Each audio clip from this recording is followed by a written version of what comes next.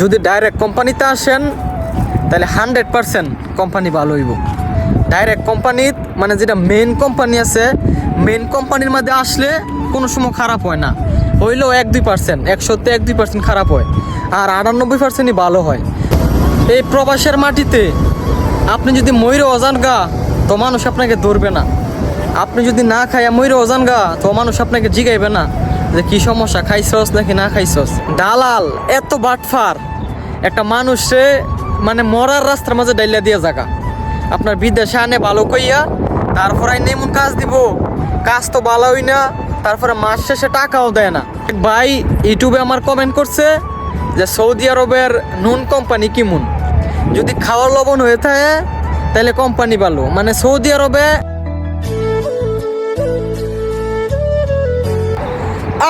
আসসালামু আলাইকুম গাইস, কি অবস্থা সবার, কেমন আছেন সবাই? আশা করি সবাই ভালো আছেন গাইস, আপনাদের দোয়ায় আলহামদুলিল্লাহ আমিও ভালো আছি। একটাবার চিন্তা করেন, একটা মানুষ বাংলাদেশ থেকে যখন বিদেশ আসবো তখন কতটা স্বপ্ন নিয়ে, কতটা আশা নিয়ে বিদেশের মাটিতে আসে, আর দালালে বাটফারি করে। দালালে তো জানে দালালে কি কাজ দিব, আর যে লোকটা আসবো এই লোকটা তো জানে যে ভালো কাজ হইব, মাসে স্যালারি দিব, কিন্তু না। এই যে এইমাত্র একটা লোক আমার পাশের কোম্পানিতে থাকতো, আপনার আজকে সকালে সব লোক কোম্পানিতে বার করে দিছে, মানে আর জায়গা টোকা দিবে না, কাজও নাই। তারপর আইসা কান্নাকাটি করতেছে। তারপর আমার খালাতো ভাই বলছে কাজ দিব, মানে সাথে একটা টাকাও নাই, আজকে 2 দিন যাবত বেলে না খাইয়ে আছে।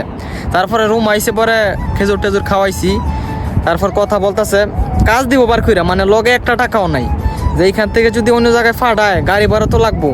তারপরে 1 মাস যে কাজ করব, 1 মাস তোকে খাইয়া লইতে হইব, 1 মাস খাওয়ার পরে মানে খাইয়া তারপর তো কাজ করতে হইব নাকি, পরে এনে মাস শেষে টাকা দিব। দালাল এত বাটফার, একটা মানুষে মানে মরার রাস্তার মাঝে ডাইলা দিয়ে জায়গা আপনার বিদেশে আনে ভালো কইয়া, তারপর আইনে এমন কাজ দিব, কাজ তো ভালোই না, তারপরে মাস শেষে টাকাও দেয় না।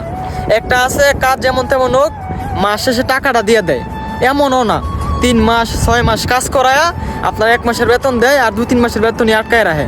আপনারা চিন্তা করেন, একটা প্রবাসীর, প্রত্যেকটা প্রবাসীর বাড়ির ফ্যামিলি আছে, বউ আছে, বাচ্চা আছে, আপনার 6 মাস কাজ করায় যদি 1 মাসের টাকা দেয় আর 4 মাসের টাকায় যদি আটকায় রাখে, তাহলে ওই মানুষটা কিভাবে চলে, তার ফ্যামিলি কিভাবে চলে? ভাই ইউটিউবে আমার কমেন্ট করছে যে সৌদি আরবের নুন কোম্পানি কেমন, যদি খাওয়ার লবণ হয়ে থাকে তাহলে কোম্পানি ভালো। মানে সৌদি আরবে যত কোম্পানি আছে ডাইরেক্ট কোম্পানি সব ভালো। আপনার কোম্পানিতে যদি মেন কোম্পানিতে যদি স্যালারি 1200 রিয়ালও হয় তাহলেও ভালো, কারণ কোম্পানি আপনার 6 মাস কাজ থাকে, 6 মাস কাজ থাকে না, কাজ থাকুক বা না থাকুক মাস শেষে টাকা দিয়ে দেয়, যেগুলো ভালো ভালো কোম্পানি আছে। আর যেগুলো সাপ্লাই, এটার কোনো গ্যারান্টি ওয়ারেন্টি নাই, এই জায়গাতে ওই জায়গায় নিব, ওই জায়গাতে ওই জায়গায় নিব, মানে টাকা যে দিব তার কোনো আশা নাই, দিতেও পারে আবার নাও দিতে পারে। কিন্তু কোম্পানি, যত কোম্পানি আছে ডাইরেক্ট সব কোম্পানি ভালো। গাইস আমার পিছনে কাজ চলতেছে, এই যে এইগুলো আপনার কইরা নিচে তার লাইন নিছে, আর বাংলাদেশে যেইন দেয় ইচ্ছা এখান দিয়ে লাইন নেয়, আর সৌদি আরবে কোনো তার তোর দেখেন, এই যে কোম্পানি দেখেন কোনো তার তোর আছে, কোনো তার তোর নাই, সব আপনার মাটির নিচে দিয়ে লাইন নেয়। এই যে এইগুলা কানা কইরা নিচে তার লাইন নিছে, এই যে অল্প একটু কাজ, কমসে কম 20-25 জন লোক কাজ করতেছে, আর কত সেফটির উপরে কাজ করে, পায়ের মাঝে শু, তারপরে উপরে জ্যাকেট, হেলমেট, মাস্ক, আর তারপর হাতের মাঝে গ্লাভস, মানে এভরিথিং সব সেফটি। আর কত বড় বড় কোম্পানি, আপনার একটা কোনো তার নাই কোম্পানির ভিতরে, সব আপনার মাটির নিচ দিয়া কোম্পানির ভিতরে ঢুকাই লাইন, মানে তার তোর ধুইলে থাকে এমন কোনো পরিবেশ নাই। আর বাংলাদেশে ঢাকা শহর গেলে বিশেষ করে আপনার রাস্তার পাশে যে ওয়াইফাইয়ের যে তারগুলো আছে এইগুলো দেখলে আপনার মাথা ঘুরায়, মানে তারে গাছটা ভাঙ্গে পড়ে, আর কার তার কোনটা মানুষ জীবনও চিনবে না, হাজার হাজার তার। আর এই দেশে কোনো তার তোর নাই, সব মাটির নিচ দিয়ে নেই। সত্যি একটা কথা বলি, মানুষের কথা শুনিয়া আমার খুব কষ্ট লাগে, মানে আমার খুব মায়া লাগে। এই যে এখন লোকটাই বলতেছে একটা টাকা নাই লগে, তারপর 2 দিন যাবত কোনো কিছু খায় নাই, মানে কাজ দিছে বার কইরা, এখন আপাতত যে 1 মাস কাজ করব, আপনার দূরে যাইবো, দূরে ফাটাইবো, ওইখানে যাইলে আপনার ভাড়া লাগে 300 রিয়াল, আপনার আপাতত গাড়ি ভাড়াটা তো জোগাড় করতে হইব, তারপর ওইখানে গিয়ে যে 1 মাস খাইবো ওই টাকা করতে, মানে ওনারে বলছে আপনি কিছু টাকা বার করেন, তারপর আপনার গাড়ি দেয়া ওইখানে ফাটাই দিয়ে আপনি ওইখানে গিয়া কাজ করেন, তারপর আপনার মাস শেষে টাকা দিব। বলতেছে 1 টাকাও নাই। তারপর আমি জিজ্ঞেস করছি কি খাইছেন, আজকে সারাদিন কি খাইছেন? বলছে কালকা রাত্র খাইছে না, আজকে সারাদিন কোনো কিছু খাই নাই, সকালে খাইছে।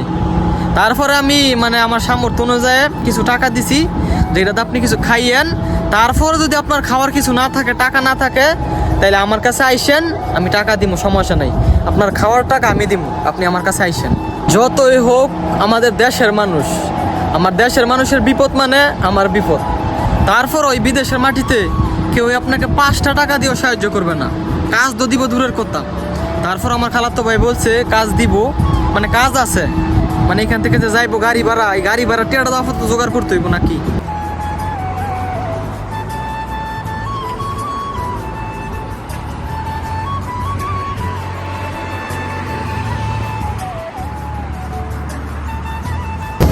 এই প্রবাসের মাটিতে আপনি যদি ময়ূরে অজান গা তো মানুষ আপনাকে ধরবে না, আপনি যদি না খাইয়া ময়ূরে অজান গা তো মানুষ আপনাকে জিগাইবে না যে কি সমস্যা, খাইছস নাকি না খাইছস।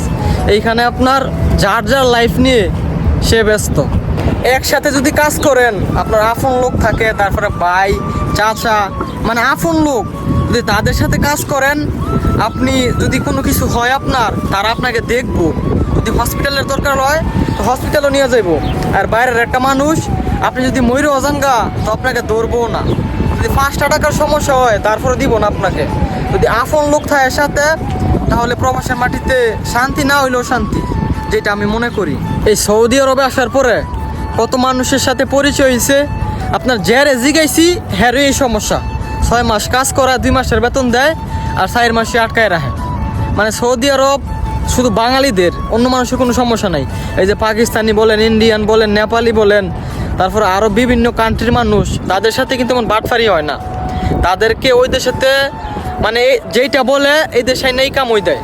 আর বাঙালিরা বাটফারি করে, 10টা টাকার জন্য একটা মানুষকে বিক্রি করে দেয়। এর হিসাবে একদিন দিতে হইব। এই যে অসহায় গরিব মানুষদের কাছ থেকে 4 লাখ 5 লাখ টাকা নিয়া তারপরে বলে কাজ দিব, ওই সেই, তারপরে এই দেশে আইনা কি এর কাজ করায় টাকা দেয় না, তার ফ্যামিলিটা কিভাবে চলে। কত মানুষ এই শোকে, এই টেনশনে মরছে, আমি বহুত দেখছি। শুধু খালি পরিবারের টেনশনে কত মানুষই প্রবাসের মাটিতে আত্মহত্যা করছে। একটা প্রবাসী কতটা কষ্ট নিয়া এই প্রবাসের মাটিতে আছে, যারা বিদেশ থাকে তারা একমাত্র জানে। এই যে বাংলাদেশের মানুষ, তারা ভাবে তারা বিদেশ জানি কত শান্তিতে আছে, কিন্তু না, যারা থাকে তারা জানে একমাত্র।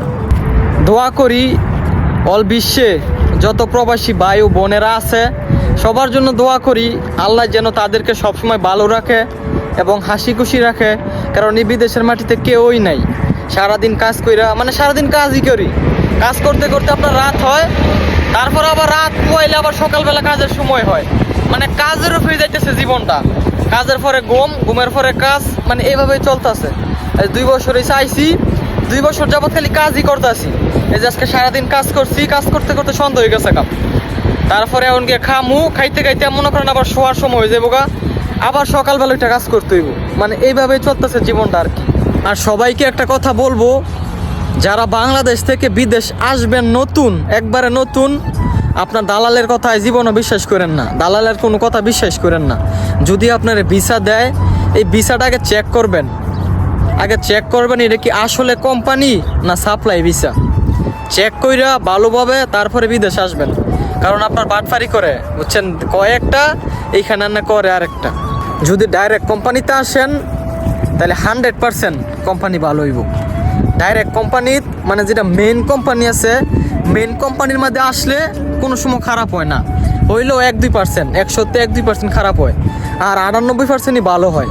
আর যেগুলো সাপ্লাই আছে এগুলো 1%ও ভালো না, আমি বলবো না ভালো। যদি আপনারা বাংলাদেশ থেকে নতুন মানুষ আসতে চান তাহলে কোম্পানিতে আসবেন, ডাইরেক্ট কোম্পানিতে। আর আসার আগে অবশ্যই ভিসা ভালোভাবে চেক করে তারপরে আসবেন। আজকে 2 দিন পরে রোম থেকে বের হইয়া ভিডিও বানাইতেছি। এত কামের খুব চাপ। কালকে আপনার 6টা পর্যন্ত কাজ করছি, 6টা পর্যন্ত কাজ করলে তো আপনার রাত হয়ে জায়গা। তারপরে কাজ শেষ করে গোসল করে আর কোনো কিছু ভাল লাগছে না, পরে শুইছি, পরে এক ঘুমে করে সকালে আজকে একটু ফ্রি হইছি, তাই আজকে বাইরে বাড়িয়া ভিডিও বানাইতেছি। তো গাইস আজকের এই ভিডিওটা এইটুকুই। যদি ভিডিওটা ভালো লাগে ভিডিওটা শেয়ার করে দিয়েন। সবাই ভালো থাকেন, সুস্থ থাকেন, আল্লাহ হাফেজ।